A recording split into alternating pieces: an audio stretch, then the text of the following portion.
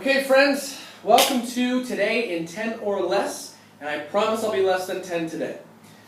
So, reviewing what we did yesterday, where I told you that writing and reading are the same thing, they all revolve around that one word that we like to talk about that allows us to use our information later. Connection. When we can connect ourselves to any information we're learning, what that allows us to do is it allows us to actually use that information. Wherever it goes, I go too. My brain traps that information so that eventually I can make it useful. Now, we need to put this all into play now, though. We know that our main goal when we're writing is to create a piece of text that a reader can connect to. And now we know that our main goal as a reader is to make that connection that the author designed specifically for that in his writing or her writing. Now today, I started telling you about things that a reader does to make sure that that connection happens. Remember, we cannot connect to something if we don't understand it first. So a good reader does 8 specific things in order to make sure that they connect with the text. Right? They understand the text so they can connect to it, so eventually they can go off and use this information to change their own life, to change the lives of others, and to share that new information so it doesn't end up in the garbage can. So, a good reader, and I'm not going to give you all of the notes that we took, you'll be able to get those down below. You'll be able to download those notes directly from the bottom of today's post from our packet. But I will remind you that a good reader uses resources. And remember, we discussed that the 3 most powerful resources that you can use, number 1 is your brain, number 2 is the text that's in front of you that you're trying to understand in the first place, number 3, the internet. Guys, use the internet. It is all of the information in the world available to you. If you carry a smartphone, right at your fingertips. Or you can just go right to a computer. There are several of them within your reach in this school that you can use. Also, a good reader uses context clues. Now we talked about this very specifically. I'll talk about it very briefly right now. Context clues. Okay, when we're talking about context clues,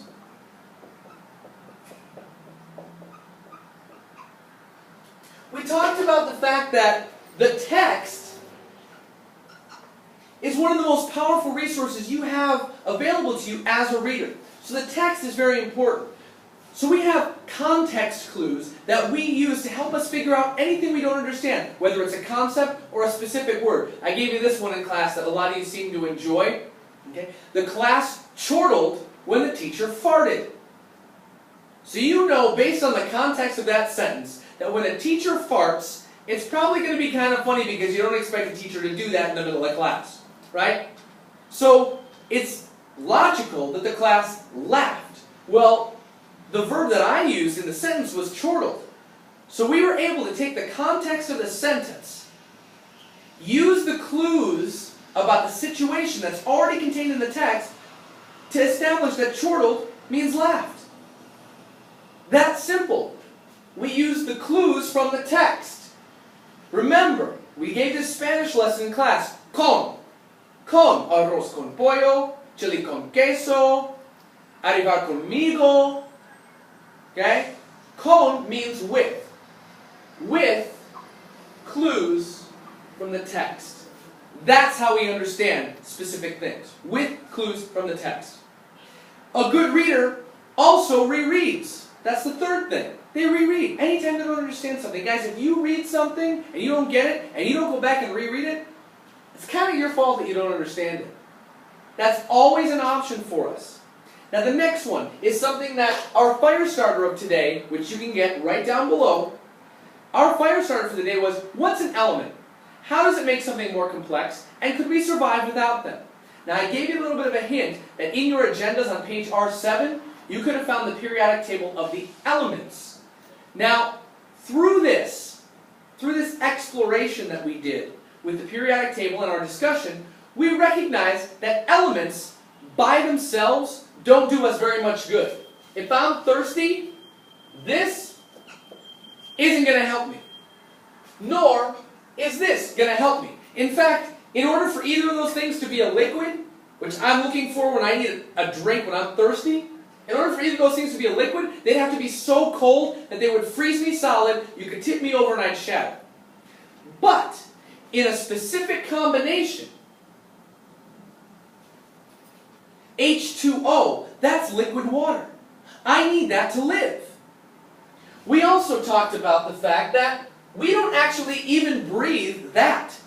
We breathe that. Elements exist separately, but they become useful to us when they're combined, when they become a compound.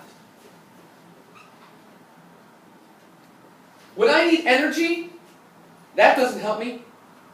That doesn't help me. That doesn't help me. But I tell you what can. That can help me. That's sugar. Sugar provides us with energy. So we've established that elements are the basic substance from which all other things are created. So, when we're talking about literary elements, which we got into a little bit today, which is the number 4 thing that a good reader does, identifies literary elements, a good reader takes the compound that is the text in front of them and can break down the literature into literary elements, the basic pieces that make up a piece of literature, things like character, plot, conflict, theme, and what we do is we reverse engineer a story. We take the whole thing, we break it down into its parts, so that we can find out what's at its core. Well, what's at my core? My heart, my lungs, my stomach, my liver, my kidneys, my intestines, all the most important stuff. Well, what do we call the most important stuff in literature? The main idea. Oh, you mean the main idea that the author wants the reader to connect to when they start off with their writing? Oh, you mean that main idea that it's my job as the reader to try to connect to when I'm reading? It's almost like this all makes sense together. When we reverse engineer a story, the compound that is a story, we find the literary elements so that we can make sense of all of this, find out what it's at its core, the main idea, so we can connect to it and use it. A good reader makes connections. Constantly, constantly, constantly. A good reader relates the story to his or her own life. That's a very specific type of connection.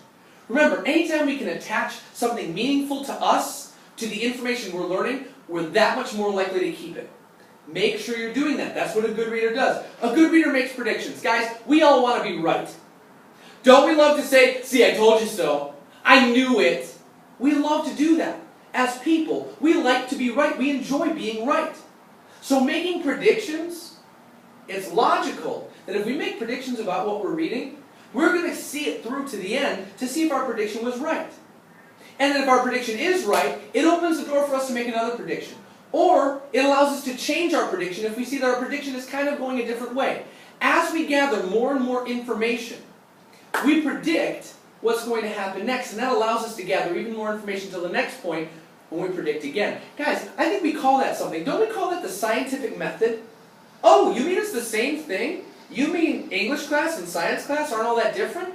Yeah, your subject areas aren't all that different, guys. It's a constant game of gathering up information, making sense of it, connecting to it, so that we can use it for something else. Any science teacher will tell you that anytime you answer one question, multiple questions pop up that need to be answered next. Well, the same thing is true when you're reading literature, when you're reading informational text. It doesn't matter. The point is, we gather information, we try to make sense of it, we try to understand it so that we can connect to it and ultimately use it. And last but not least, a good reader draws conclusions at the end. Because remember, we need to internalize all of this. We need to make sense of it. When we internalize food, my internal organs are inside, when we internalize it, it's for the purpose of unlocking energy that can be used.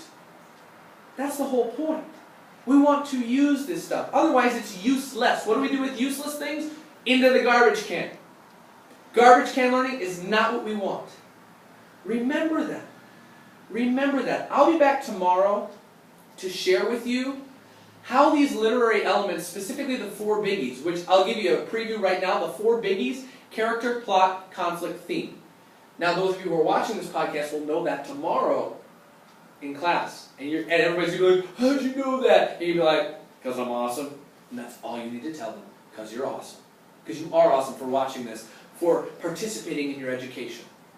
Okay? More on all this tomorrow. Thank you for stopping by. I'll see you then.